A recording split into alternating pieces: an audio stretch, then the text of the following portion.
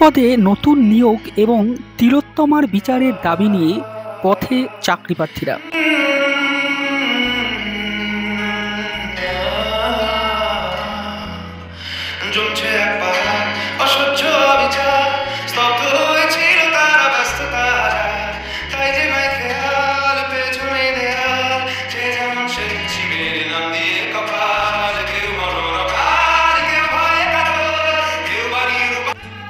আজ রাজপথে চাকরি প্রার্থীদের আন্দোলন।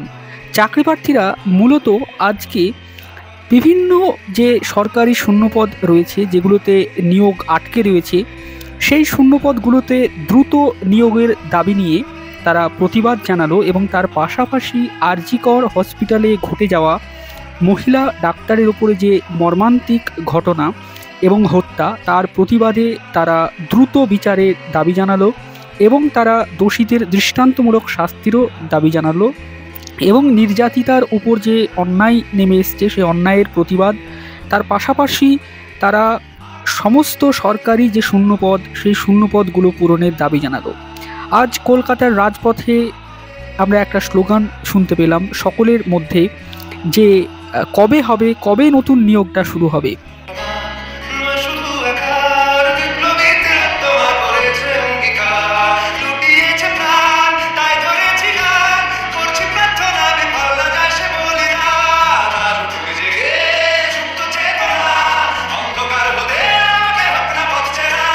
আমরা দেখেছি স্কুল সার্ভিস কমিশনের মাধ্যমে সরকারের শূন্যপদে যে সরকারি স্কুলগুলো রয়েছে সেই স্কুলগুলোতে প্রায় দীর্ঘদিন ধরে নিয়োগ প্রক্রিয়া সম্পূর্ণরূপে বন্ধ।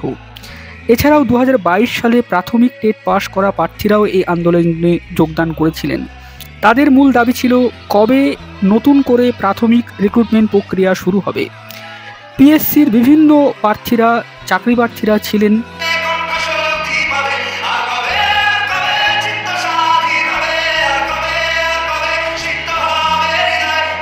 বা বিভিন্ন পরীক্ষার বিজ্ঞপ্তি জারি হলেও সেই পরীক্ষাগুলো যাতে করে দ্রুত নেওয়া হয়, বিভিন্ন দপ্তরে শূন্যপদ থাকা সত্ত্বেও নিয়োগ কেন হচ্ছে না, সেই নিয়ে কিন্তু প্রায় সমস্ত যুবক যুবতীরা পথে নেমেছিলেন, চাকরি প্রার্থীরা পথে নেমেছিলেন